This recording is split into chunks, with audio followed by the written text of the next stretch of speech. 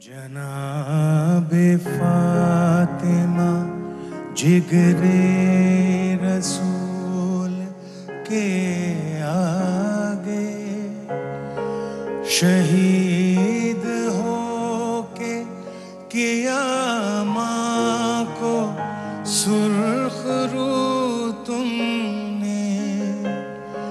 जनाबे हजरते ज़ैनब गवाही देती है, शहीदों रखी है बहनों की आबरू तुमने।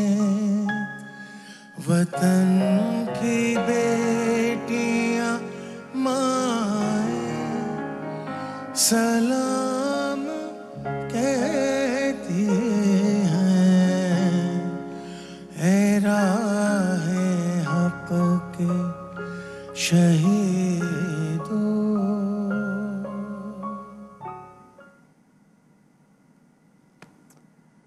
बिस्मिल्लाहिर्रहमानिर्रहीम। अस्सलामु अलैकुम। राहे हक के शहीदों को सलाम, उस एक एक सिपाही को सलाम कि जो गाजी है, जो कि हर वक्त इस बात के लिए तैयार है कि कब उसका जो दर्जा है वो गाजी से बदलकर शहीदों में हो जाए। उस एक एक सिपाही को सलाम कि जिसने वतन की खातिर अपनी जान कुर्बान कर दी। उस एक एक पुलिस के सिपाही को सलाम, उस एक एक ट्रैफिक एहलकार को सलाम, उस एक एक किसी भी हवाले से किसी भी सिक्योरिटी इदारे के लिए काम करने वाली फ़र्द को सलाम, शख्सियत को सलाम कि जिसने किसी भी अंदाज से इस वतन को सर्व किया है। उस एक एक टीचर को सलाम। पाकिस्तान के शोबाहाए ज़िंदगी जो है मुख्तलिफ, उसमें किसी भी शोबाहाए ज़िंदगी से ताल्लुक़ रखने वाला हर वो फ़र्द कि जो अपने अपने दायरे में रहकर अपने वतन के लिए काम कर रहा है, उन सब को सलाम।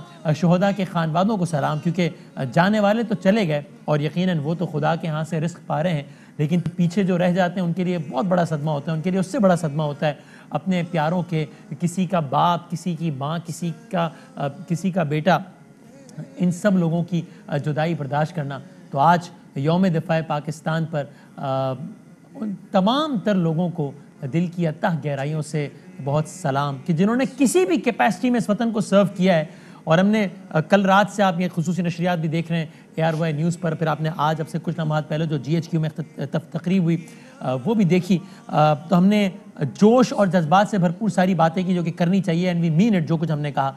लेकिन आए आज जब ये दिन अब इख्तिताम पज़ीर हो रहा है तो ये अहद भी करें कि हम जोश से तो काम लेंगे जहाँ जहाँ ज़रूरत होगी, और यकीनन ये जोश और जज्बा हमारा खासा है, इसका इजहार भी करेंगे, लेकिन होश से भी काम लेंगे और अपने अपने दायरे में रहते हुए जिस अंदाज से हो सका इस वतन की खिदमत करेंगे। वो ऐसे भी कि ये अहद करेंगे कि कभी जो भी हमारा अपना शोबा है उससे कभी गद्दारी नहीं करेंगे, उससे कभी ख़यानत नहीं करेंगे, सड़क पे सिग्नल नहीं तोड़ेंगे, इस वतन को साफ़ रखेंगे, इस वतन का नाम जहाँ हो सका ऊँचा करेंगे। हर कोई अपनी अपनी कैपेसिटी में आए यौम दिफ़ाए पाकिस्तान के इन इख्तितामी लम्हात में इस बात का अहद करें कि हर फर्द है मिल्लत के मुक़द्दर का सितारा। तो हम सब अपने अपने तौर पर अपने अपने हिस्से की शम्मा जलाते जाएंगे, बहुत रोशनी हो जाएगी इंशाअल्लाह।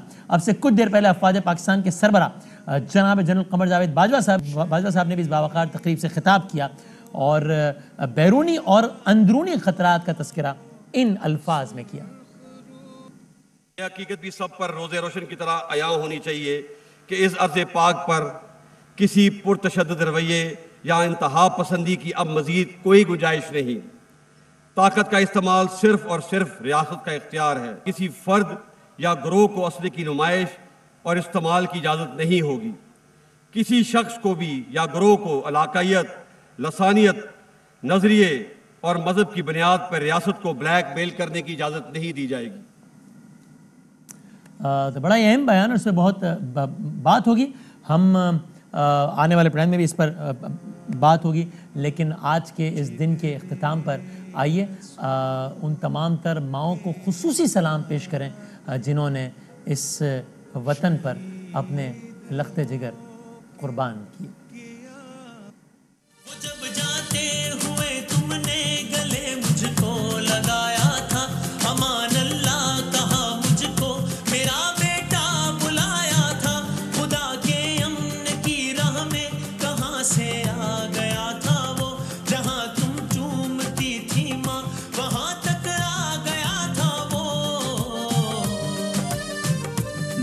ऐसी कौम से हूँ जिसके वो बच्चों से डरता है, बड़ा दुश्मन बना फिरता है जो बच्चों से लड़ता है, बड़ा दुश्मन बना फिरता है जो बच्चों से लड़ता है, बड़ा दुश्मन बना फिरता है जो बच्चों से लड़ता है, बड़ा दुश्मन बना फिरता है जो बच्चों से लड़ता है। रैम, एक बार फिर आपको खुश आमदीद कहते हैं। पाकिस्तान के क्रिकेट के लिए आज एक बहुत ही इवेंटफुल दिन था, आज एक बहुत ही हंगामा खेज दिन था। T20 वर्ल्ड कप के आगाज़ में तकरीबन 40 दिन रह गए हैं। 24 अक्टूबर को पाकिस्तान का पहला मैच है भारत के खिलाफ, और जाहिर है आप जानते हैं कि पाकिस्तान की कौम के लिए क्रिकेट जो है वो खेल से बहुत ज़्यादा है। तो सबको इंतज़ार था कि पाकिस्तान की ये टीम की नुमाइंदगी कौन कौन से अफराद करेंगे, और आज उस स्क्वाड का ऐलान हो गया। इधर स्क्वाड का ऐलान होना था, उधर उस पर तज्ज़िये और तबसरे शुरू हो गए, खासी तनकीद भी शुरू हुई। अभी लोग इस पर बातचीत ही कर रहे थे कि एक और बॉम्ब उस वक्त गिरा जब एक और खबर यह आ गई कि जनाब, क्योंकि सब जानते हैं कि चेयरमैन तो अब एहसान मानी साहब नहीं रहेंगे और रमीज राजा साहब बन जाएंगे। फिर यह खबर आई कि मिसबाउल हक साहब ने बतौर head coach Pakistan cricket board से इस्तीफा दे दिया है। फिर यह खबर आई कि वकार यूनुस साहब ने बतौर bowling coach Pakistan cricket board से इस्तीफा दे दिया है। फिर ये खबर आई कि अभी आगे जो टूर है न्यूजीलैंड और इंग्लैंड के खिलाफ खेलना है पाकिस्तान ने, 7 मैचेस हैं, तो न्यूजीलैंड के इस टूर के लिए अबूरी तौर पर कोचेस की जिम्मेदारियां दे दी गई हैं जनाब सकलैन मुश्ताक साहब को और जनाब अब्दुल रज़ाक साहब को। तो आज का ये हिस्सा प्रोग्राम का जो आखिरी हिस्सा है वो माया नाज और मुताल्लिका क्रिकेटर्स और कमेंटेटर्स के साथ हैं। टू स्टार्ट विद हमारे साथ बहुत ही एक रेलेवेंट पैनल मौजूद। सबसे पहले टीम सिलेक्शन पर आज बहुत ज़्यादा बात हुई है और हमारे पास सबसे ज़्यादा जो रेलेवेंट शख्सियत हैं, यानी कि Pakistan cricket board cricket team के जो चीफ सेलेक्टर हैं, जिन्होंने ही आज प्रेस कॉन्फ्रेंस करके हमें बताया है कि कौन कौन से अफराद T20 वर्ल्ड कप में पाकिस्तान की नुमाइंदगी कर रहे होंगे, यानी कि जनाब मोहम्मद वसीम साहब, वो हमारे साथ तशरीफ़ फरमाए। Sir, thank you very much for giving us time. Wasim भाई, बहुत शुक्रिया। और उनके साथ हमारे मौजूद हैं पाकिस्तान क्रिकेट टीम के ऑफकोर्स माया नाज खिलाड़ी, साबिक विकेट कीपर, हर लम्हा के हमारे साथी और ज़बरदस्त कमेंटेटर जनाब राशिद लतीफ़ साहब। राशिद भाई, आपका भी बहुत बहुत शुक्रिया, दोनों मेहमानों का बहुत शुक्रिया। स्टार्टिंग फ्रॉम यू वसीम भाई, इधर हम स्पेसिफिकली बात करते हैं बाद में, पहला बताएं आपने देखा है फीडबैक इस सिलेक्शन पे, सोशल मीडिया हो या नेशनल मीडिया हो या जो कुछ हो, उसमें किस तर्ज का है? मुझे ऐसा लगा कि खासी ज़्यादा तनकीद ज़्यादा है, तारीफ बहुत कम है इस सिलेक्शन पे, बल्कि फ्रैंकली मैंने नहीं देखा कोई तारीफी कमेंट। देखिए, सिलेक्शन जब भी होती है, कोई भी टीम अनाउंस होती है, चाहे इससे पहले भी टीम्स अनाउंस हुई हैं, तो एक हॉट टॉपिक एक रहता है हमेशा से कि इसके ऊपर मुख्तलिफ आराज़ आती हैं लोगों की, अपनी अपनी, हर बंदे ने एक अपनी 15 की टीम, 11 की टीम, 20 की टीम बना के आपके सामने रखते हैं। सही है। लेकिन उसको आप पॉजिटिव वे में देखते हैं ना, तो वसीम, एक चीज़ तय है कि देखें कि क्रिकेट बहुत बड़ी चीज़ है पाकिस्तान में। हाँ, दैट शोज़ कि कितना इंटरेस्ट है लोगों का। तो मुझे देख के खुशी होती है कि कितनी इन्वॉल्वमेंट है, चाहे वो सोशल मीडिया है, चाहे वो मीडिया है, चाहे आप रोड पे भी जाते हैं, कि हर बंदा इन्वॉल्व है क्रिकेट के अंदर।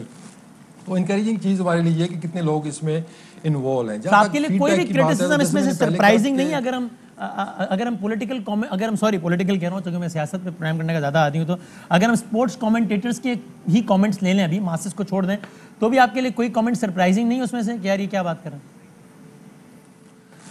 देखिए, आपको हर कमेंट की या हर जो बंदे की अपना एक उनकी राय होती है, उसका मैं एहतराम करता हूँ। आई थिंक सबको करना चाहिए और सबको ये हक हासिल है कि वो उसके ऊपर अपने व्यूज़ दें। लेकिन एक जो डिस्टर्बिंग चीज़ आई थिंक पिछले चंद सालों में या शायद इससे भी ज़्यादा जो एक चीज़ डेवलप हुई है और जिसको मैं चाहूँगा हाईलाइट करना, कि जिस पे हमें सोचना होगा एज ए कौम भी, कि देखें जो भी लड़का पाकिस्तान टीम के लिए सिलेक्ट होता है किसी भी इवेंट के लिए, और स्पेशली वर्ल्ड कप के लिए लड़के सेलेक्ट हुए हैं, तो उनके इंडिविजुअल्स के ऊपर अटैक करना कि यार ये इस वजह से आ गया या उस वजह से आ गया, आई थिंक हमें वो एक ट्रेंड चेंज करना होगा। ठीक है, आप क्रिटिसिज्म, आपका हक है कि आप टीम से एग्री नहीं करते, आपके अपने वो होते हैं, व्यूज़ होते हैं, लेकिन ये जो ट्रेंड है ना, ये थोड़ा सा अलार्मिंग है कि आप अटैक करते हैं प्लेयर्स के ऊपर। अच्छा, और इसमें फ्रैंकली वसीम भाई, जो सबसे ज़्यादा जो बात हो रही है 3 खिलाड़ियों पे, मैं अगर पहले से आगाज़ करूँ, फिर राशिद भाई से भी कमेंट लेते हैं। आजम खान के हवाले से, और जाहिर है वो तनकीद हो रही है वो मोइन खान साहब और उस हवाले से, लेकिन आपसे पूछूं तो आप अगर प्रिसाइसली बता सकें कि आजम खान की क्या वो ऐसी परफॉर्मेंस थी जिसकी वजह से आप उनसे मुतासिर हुए बगैर ना रह सके और आपने कहा कि इसको तो वर्ल्ड कप खेलना चाहिए?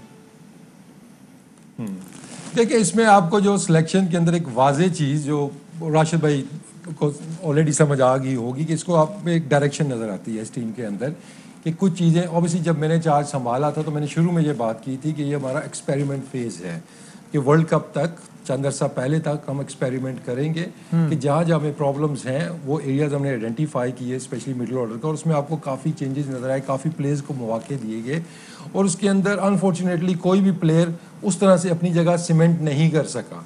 अगर सीमेंट कर जाता तो ऑब्वियसली वो टीम का हिस्सा होते। तो एंड पे जाके जब अब फाइनल क्रंच टाइम आया तो उस टाइम अगर आप परफॉर्मेंसेस देखते हैं तो आप मतलब आप आजम की बात करते हैं या आसिफ की बात करते हैं, उसका अल्टरनेट जो आप नाम लेंगे उसकी भी परफॉर्मेंस उस तरह की नहीं होगी कि आपके यार ये परफॉर्मेंस पे आता है।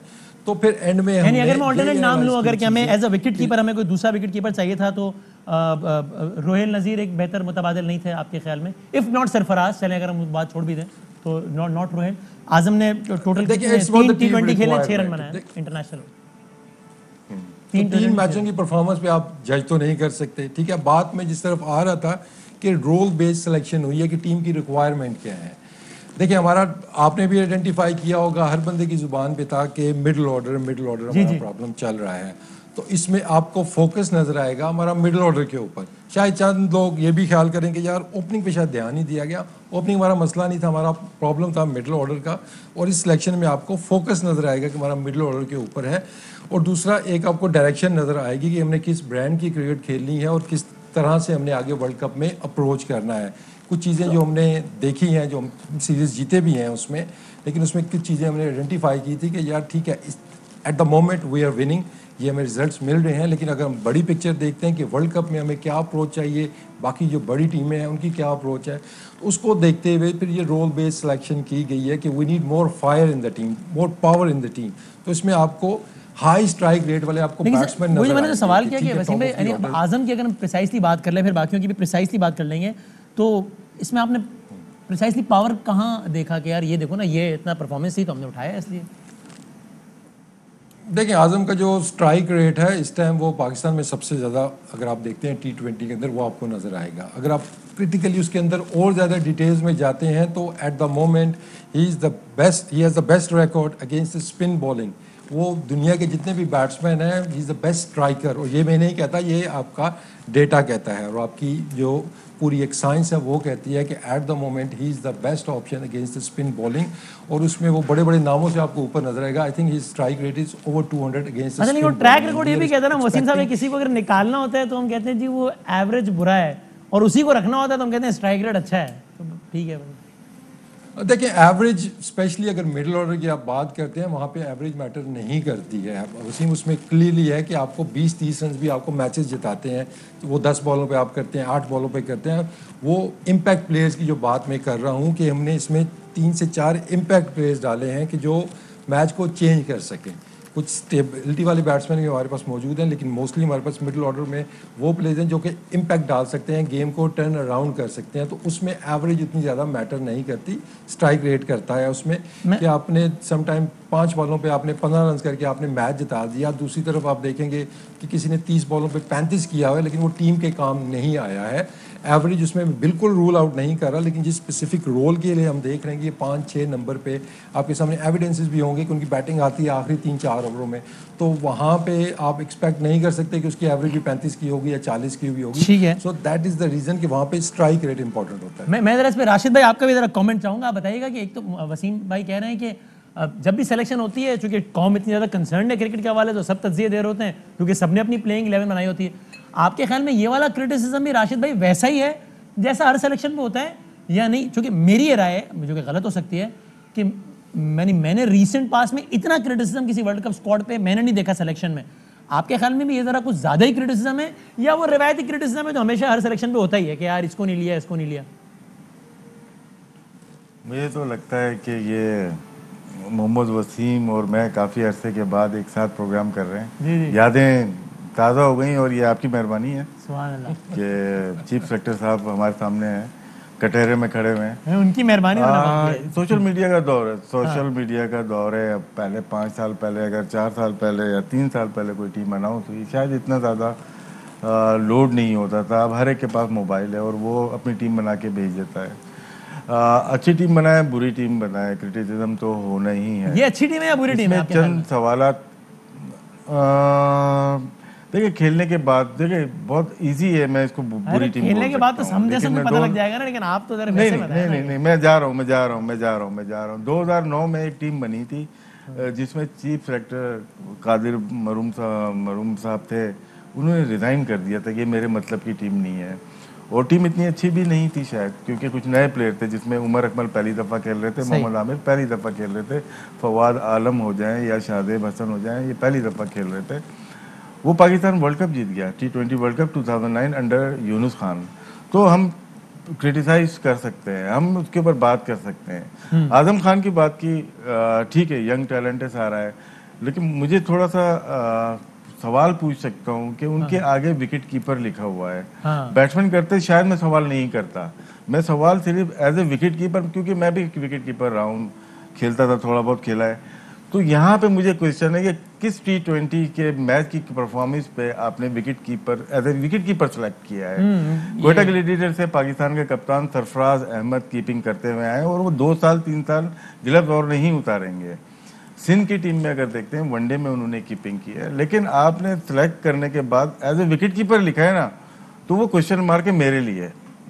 वजह ये है कि आपने Mohammad Haris good wicket keeper, उसको वनडे में आपने सेलेक्ट किया। रोहिल नदीर, उस पर इन्वेस्टमेंट है पाकिस्तान की, लास्ट ईयर वो पाकिस्तान का इमर्जिंग बेस्ट प्लेयर हुआ है, वो एकदम से गायब हो जाता है, सरफराज एकदम से रास्ते से गायब हो जाता है। तो सिलेक्शन में इशू नहीं है, लेकिन उसकी जो डेजिग्नेशन इसका जवाब देना चाहेंगे वसीम साहब, वसीम साहब, फिर मैं अगला पॉइंट लेता हूँ राशिद भाई से। नहीं खत्म कर ले राशिद भाई, कर ले जी। चलो राशिद भाई आप नहीं खत्म, इतना ही ज़्यादा नहीं है, वो तो है भी ना हमारे साथ, अगले सेकंड में भी है राशिद भाई, तो हमने कहा अभी इस सेकंड में आपसे ज्यादा बात कर लें। जी वसीम साहब। ओके देखिए, इसमें राशिद भाई आप जो आप पॉइंट रेज कर रहे हैं, मैं आई अंडरस्टैंड दैट। अब एक चीज़ ये देखें कि जो हमारे पहले स्क्वाड जा रहे थे, कोविड की वजह से वी हैड द लग्जरी कि हमारे 20 प्लेयर भी जा रहे थे, हमारे 22 प्लेयर्स भी जा रहे थे उन टूर्स के ऊपर, तो आप उसमें लाइक टू लाइक रिप्लेसमेंट्स आप 2 से 3 भी डाल सकते थे। आजम भी टीम के साथ थे लास्ट टाइम और सरफराज भी टीम के साथ थे। अब जहाँ पे बात आती है 15 प्लेयर्स की, तो वहाँ पे फिर आपको थोड़े टफ डिसीजन लेने होते हैं जी, कि हमें रिप्लेसमेंट और लाइक टू लाइक हम देखिए, अगर हमने तो फिर बैटिंग को भी कंसिडर किया, ठीक है, Rizwan remains number 1 wicket keeper, अगर ज़रूरत पड़ती है तो आज़म विकेट कीपिंग कर लेंगे। अब बात आ जाती है बैटिंग के ऊपर कि उस रोल के लिए हमारे पास बेस्ट ऑप्शन क्या है, कि अगर सेकंड विकेट कीपर खुदा न खासा को इंजरी होती है, अगर आज़म टीम में रिजवान टीम में नहीं होते तो किसी कीपर को खेलना पड़ता है। फिर वो कंपैरिजन जो आप बात कर रहे हैं वो शुरू होता है कि वो हारिस बेस्ट चॉइस है आपको उस नंबर के लिए डाउन दी ऑर्डर, या रुहेल नज़ीर है या सरफराज है। तो आई थिंक इसका एक ऑब्वियस मेरे ख्याल में तो एक जो हमने अपने एनालिसिस किए थे, जो हम फॉलो चीज़ें करते आ रहे हैं, तो उसके बेस्ट उस पर आजम खान होता है कि जिस टाइप का हमें बैट्समैन उस रोल के लिए चाहिए होगा। क्योंकि आप मान लिया रिजवान तो यहाँ पे आपकी बात, वसीम भाई यहाँ आपकी बात मान लेते हैं और आपने विकेट कीपर सेलेक्ट किया, लेकिन मैं जो देख रहा हूँ आदम को खेलते हुए, वो दस्तानों के बगैर खेलते हुए देख रहा हूँ, उस वक्त आपका जवाब क्या होगा? देखिए, जब टीम के अंदर हमारा काम है टीम बनाना, हमने टीम बना दी, उसके अंदर बैकअप्स के ऑप्शंस देना, जिस तरह स्पिनर्स के ऑप्शन आपके मौजूद हैं, उनके बैकअप भी मौजूद हैं, जिस तरह फास्ट बॉलिंग के आपके पास 5 ऑप्शंस मौजूद हैं। लेकिन सम टाइम ऐसा सिनारियो बनता है कि जो टूरिंग सिलेक्शन कमेटी होती है, उनको लगता है कि यार हमें 2 कीपर खिलाने हैं, जब बैटिंग एज अ बैट्समैन आजम को खिलाना है या एज अ बैट्समैन रिजवान को खिलाना है, तो वो पॉसिबिलिटीज हो सकती हैं, और पूरी दुनिया में ये चीज़ हो रही है, जो कि अनहोना काम नहीं। लेकिन हाई परफॉर्मेंस कैंप लगा था, हाई परफॉर्मेंस उसके पीछे वसीम हाई परफॉर्मेंस कैंप लगा था, हाई परफॉर्मेंस सेंटर में कैंप लगा अभी, उसमें तो आदम ने कीपिंग भी नहीं की। मुझे सवाल ये नहीं है कि आदम सेलेक्ट हो गया, वो गुड प्लेयर है, आप कह रहे हैं विकेट कीपर बिल्कुल ठीक किया हुआ है। एज ए विकेट कीपर लिखा हुआ ना, थोड़ा सा मैं हिल के रह गया हूँ। देखिए, अभी आपने पाकिस्तान कप की बात की है, तो उसका बेस्ट कीपर डिक्लेयर जो हुआ नहीं, पाकिस्तान हाई परफॉर्मेंस सेंटर की बात करो, जिसमें अभी आपने कैंप लगाया विकेट कीपर विकेट कीपर का कैंप लगा था अभी नहीं, अभी जो कैंप आया परफॉर्मेंस का लगा था, उसमें आजम नहीं थे, आजम सीपीएल अतीक जमान ने अभी विकेट कीपिंग का कैंप लगाया था, उसमें थे नहीं उसमें नहीं थे, वो सीपीएल में गए हुए थे उस टाइम। तो फिर कैसे आपने अभी साबित कर दिया है कि आपकी रॉन्ग चॉइस है as a wicket keeper, as a batsman ठीक है। देखिए राशिद भाई, ये आपकी अपनी राय है, लेकिन मैं जो एविडेंस मेरे पास है वो मैं आपके सामने रख रहा हूँ। मैं एविडेंस जो दे रहा हूँ, मैं अगर सिलेक्टर हूँ, मैं एक प्लेयर को पाकिस्तान हाई परफॉर्मेंस में as a wicket keeper select नहीं कर रहा, उसको पाकिस्तान टीम में as a wicket keeper select कर रहा हूँ। मैं एविडेंस के साथ साबित कर रहा हूँ इस वक्त कि आपकी चॉइस गलत है एज ए विकेट कीपर। उस हाई परफॉर्मेंस कैंप में आजम नहीं थे, वो एज अ कीपर भी नहीं, एज अ बैट्समैन भी नहीं आए। वो स्पेशलाइज्ड विकेट कीपर्स का जो कैंप था उसमें एज ए विकेट कीपिंग का कैंप है, एज ए बैट्समैन थोड़ी आएंगे। मेरा सिंपल सा सादा सा सवाल है। तो उस कैंप मासूमाना सवाल है। उससे पहले वो पाकिस्तान वो बैठे हुए हैं करने वाले मासूमाना, लेकिन मेरा मासूमाना जवाब आपको ये है कि आजम उस टाइम यहाँ पे अवेलेबल नहीं थे। आजम पाकिस्तान टीम के साथ थे और उसके बाद वो सीपीएल खेलने चले गए हैं। अगर आप ये कह रहे हैं कि उस कैंप में वो उनको बुलाया ही नहीं गया तो वो सही बात नहीं है, वो उस टाइम अवेलेबल ही नहीं थे। अच्छा, ओके, वसीम, ठीक है, मूविंग ऑन। मैं जरा क्विकली जरा 3-4 बातें आपसे और पूछ सकूं। खुशदिल शाह, प्रिसाइसली, अब खुशदिल शाह को आपने ड्रॉप किया और फिर दोबारा सेलेक्ट किया। ये ड्रॉप होने से लेके सेलेक्ट होने तक उन्होंने ऐसी क्या परफॉर्मेंसेस कर दी कि पहले उनको ड्रॉप कर दिया गया फिर दोबारा उठा लिया गया टीम में? आपके ख्याल में खुशदिल की जगह किसको होना चाहिए था? ये तो अब आप ये सवाल कर रहे हैं तो मैं राशिद भाई की तरफ जाऊंगा, जो कि क्रिकेट एक्सपर्ट की मौजूदगी, मैं क्या बताऊं। आप बताएं राशिद साहब।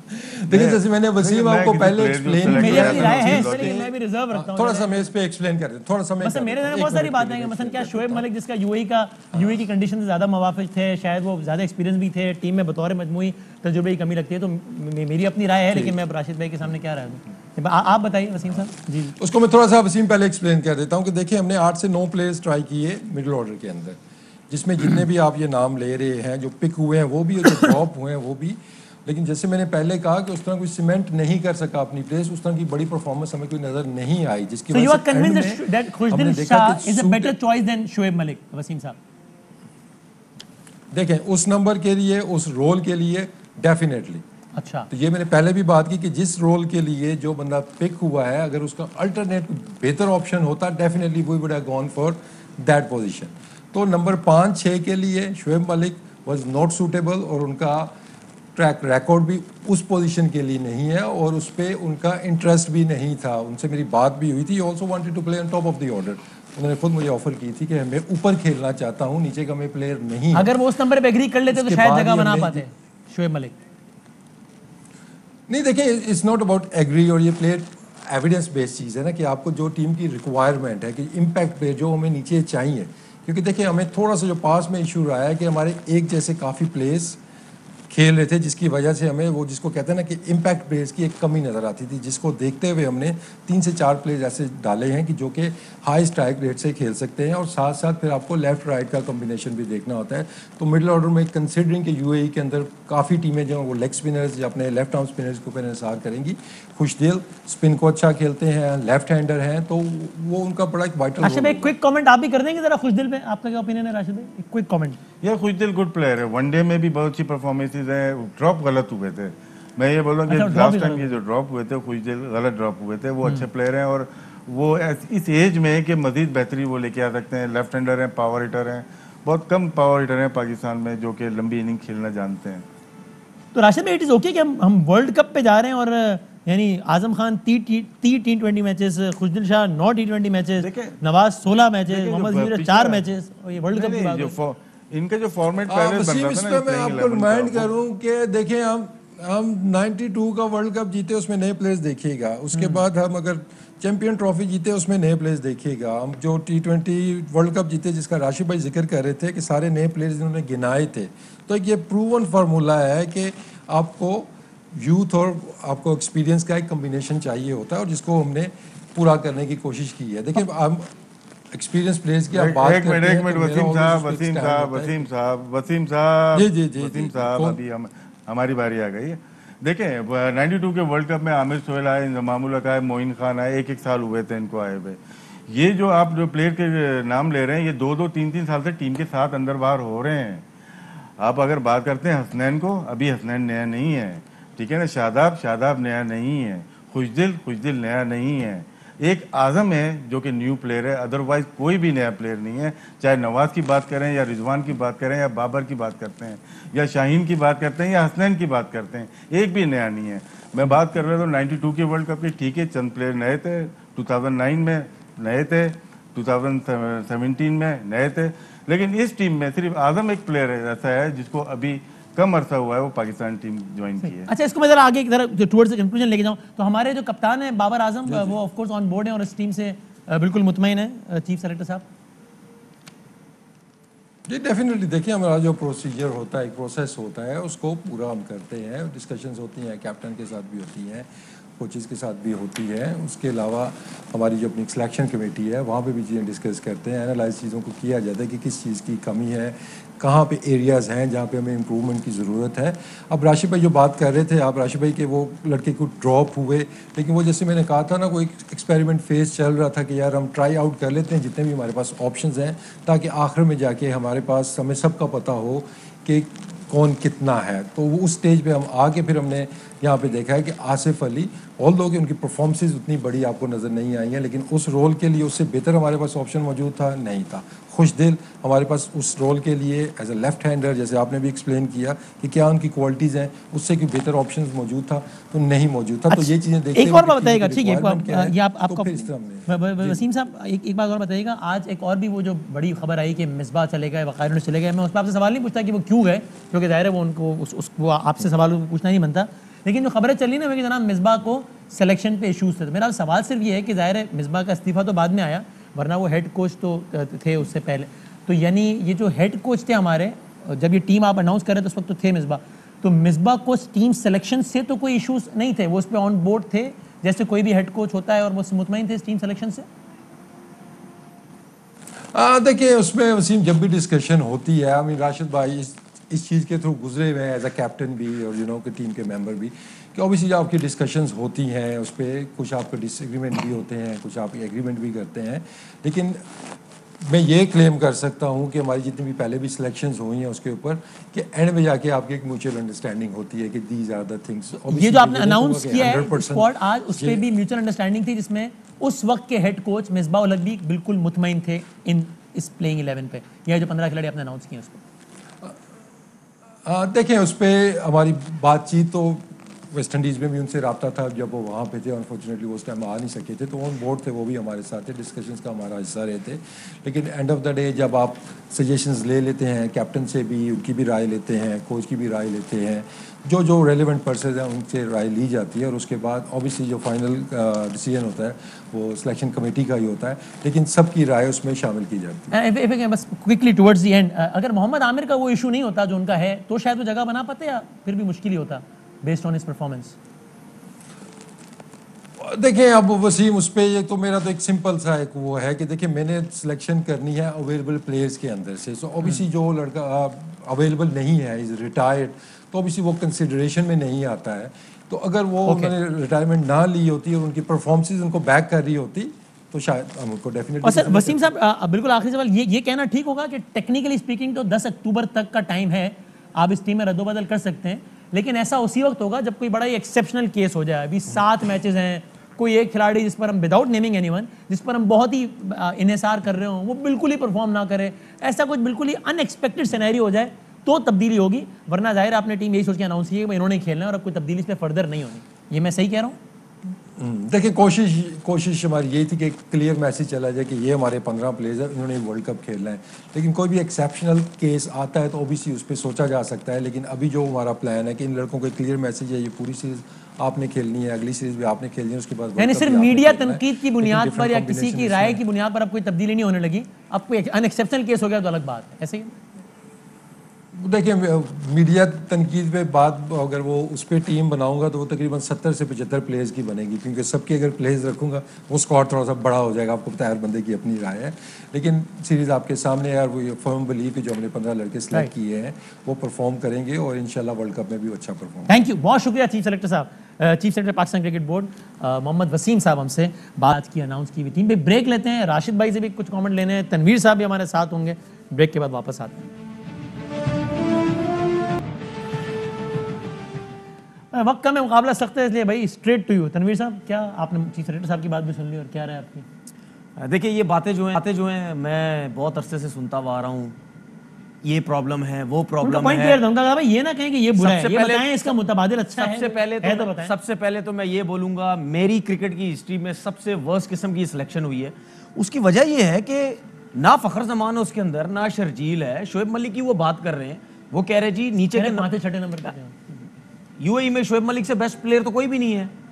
दूसरी जितनी भी टीमें होती हैं वो मिडिल ऑर्डर में ऊपर के तगड़े प्लेयर होते हैं, नीचे के जो हैं वो तीसरे चौथे पांचवें नंबर के कम से कम ऐसे प्लेयर्स होते हैं जो मैच लेके चलने वाले होते हैं। ये तो छठे सातवें नंबर की बात कर रहे हैं कि जी नीचे के नंबर पे प्ले वो खुशदिल चल जाएगा या आजम चल जाएगा, फलाना चल जाएगा। देखिए बात ये है, ये लोग सब यस मैन है, इन लोगों का काम नहीं है पाकिस्तान टीम सेलेक्ट करना। बात यह है कि जब आप मुझे एक चीज बताएं, पाकिस्तान क्रिकेट के अंदर कोई जेन्युइन बंदा आपको नजर आता है जो वाकई किसी तगड़ी पर्सनालिटी का आदमी है, जो आके खुद फैसले करे, जो बोले आपसे नहीं काम हो रहा, आपसे कोई लोग पर्सनल कमेंट लग रहा है ना, आप फैसले पे कमेंट करें ना, शख्सियत में ना करें ना। नहीं किस चीज क्या फैसला बताएं भाई स्पेसिफिकली ये गलत है सर। आप अगर इतने प्रेशर में हैं, आप लोगों से काम नहीं हो रहा या आप अपनी मर्जी से काम नहीं कर रहे तो छोड़ दो ना। तो कॉन्स्पिरेसी छोड़ लेना कि किसी दबाव में आके कर दिया। आप बताना भाई ये फैसला गलत है, सही है, तो हम सबूत के बगैर किसी पे इल्जाम नहीं देखिए, जब से इमरान खान साहब ने कप्तानी छोड़ी है उस टाइम से लेकर आज दिन तक कप्तानी के ऊपर लड़ते रहे सारे, ग्रुपिंग होती रही पाकिस्तान टीम के अंदर, फलाना एक से नाराज है, फलाना दूसरे से नाराज है, ड्रामेबाजी चलती रही है, सियासतें चलती रही हैं, ये सब कुछ तो होता रहे, आज दिन तक ये हो रहा है। कौन से प्लेयर होने चाहिए आपके ख्याल में? फखर जमान होना चाहिए था। देखिए फखर जमान की जगह बनती है, आपने रिजर्व में डाला हुआ है, शर्जील की जगह बनती है। आप मतलब क्या घूमने ओपनिंग बाबर आजम और रिजवान के ऊपर आप सिर्फ पाकिस्तान टीम लेके जा रहे हैं, मौजा ही होगा। हाँ अगर रमजानों में वर्ल्ड कप होता तो मैं कहता ठीक है लड़के ऐसे ले जाओ, कोई मसला नहीं, मौजा हो जाएगा, हम जीत जाएंगे पाकिस्तान, तो मुझे से खाली वर्ल्ड कप हम जीत जाएंगे। अब रमजान नहीं है। और दूसरी बात वो बात कर रहे हैं, चीफ सिलेक्टर साहब मेरे साथ बैठे होते ना, फिर मैं इनसे पूछता 92 की बात कर रहे हैं, फलाने की बात कर रहे हैं, भाई क्रिकेट चेंज हो गई है, फिटनेस की बात चीफ सिलेक्टर में कमेंट ना करें, उनके फैसले पे कमेंट करें ना, बात करें फिटनेस की। क्या आजम खान की फिटनेस है पाकिस्तान टीम में सिलेक्शन की कितनी? मैं किसी के खिलाफ नहीं हूं, मुझे यह बता दिया जाए कि आजम खान हो गया, आसिफ अली हो गया, खुशदिल शाह हो गया, क्या इनकी परफॉर्मेंस थी पाकिस्तान टीम में सिलेक्ट होने की? सारी बातों एक एक करके जवाब दिया है ना, क्या जवाब दिया है? विकेट कीपिंग उसने की नहीं आजम खान ने। देखे जी मेरा आप क्लिप उठा के देखें, 3-4 महीने पहले एक टीवी चैनल में बोला था, मैंने बोला ये जरूर पाकिस्तान टीम में जाएगा और वर्ल्ड कप भी खेलेगा, क्योंकि ये पाकिस्तान की हिस्ट्री रह चुकी है। जिसका बच्चा जो बंदा पाकिस्तान खेला हो उनके रिश्तेदार बच्चे खेलेंगे पाकिस्तान। राशिद लतीफ साहब कह रहे हैं कि एज अ बैट्समैन उनको है प्रॉब्लम वरना as a wicket keeper problem है, एज अ बैट्समैन भी जगह नहीं बनती पाकिस्तान टीम के अंदर। तो फिर डिफरेंस ओपिनियन है ना, जिस तरह राशिद भाई समझते हैं खुशदिल शाह की सिलेक्शन ठीक है, किधर जा रही है, वो समझते हैं आजम खान की सिलेक्शन भी एज अ बैट्समैन ठीक है। दुनिया किधर से किधर जा रही है? दुनिया कहती है जी फिटनेस लेवल तगड़ा होना चाहिए, फिट होना चाहिए लड़का, स्किल्स उसकी तगड़ी होनी चाहिए। स्किल्स क्या, वो खेला वो थोड़ा सा, हम ये नहीं, मैं ये नहीं कहता। आज बयान कहीं देखा उन्होंने 32 केजी लूज किया। किसने 32 केजी? अगर यार तनवीर आखिरी फाइनल कमेंट कर दें यार राशिद भाई, तुम्हारी बात मान ली उन्होंने। आखिरी कमेंट राशिद भाई, फिट होना चाहिए, फिट होना चाहिए, फिट होना चाहिए, खत्म होगी बात। फिट हो तो गए, और टीम में फिट होने की बात नहीं कर रहे। टीम में फिट तो राशिद भाई वो तो पता ही था, टीम में फिट होना है वो तो पता ही था। मतलब यानी भाई इस टीम से उम्मीदें कितनी बता दें राशिद भाई? आखिरी एक प्लेयर की बात नहीं कर रहा, नहीं हम सब प्लेयर की बात कर रहे हैं। कहां तक पहुंचेगी ये टीम राशिद भाई, ये बता दें आखिरी में। राशिद भाई मैं हर उस प्लेयर की बात कर रहा हूं जिसकी परफॉर्मेंस नहीं है, उसकी राशिद भाई कहां तक नहीं बनती है। से डर है मुझे, एक टीम से डर है। कौन सी? वो ऐसी टीम है जिसने रशिया और अमेरिका को भी अपने मुल्क में नहीं रहने दिया, वो है अफगानिस्तान। यार जागीर बनाई हुई है पाकिस्तान टीम, अफगानिस्तान से भी हार जाएंगे यार, क्या बात कर रहे हैं भाई? जागीर बनाई कहां तक पहुंचेगी टीम आखिरी बता दें, कहां तक क्या पहुंचे? आपको नहीं पता क्या बनेगी? अफगानिस्तान से जीत जाएंगे ना, अल्लाह ही हाफिज है, जीत जाए तो बहुत अच्छी बात है। देखिए एक चीज इंशाल्लाह आखिरी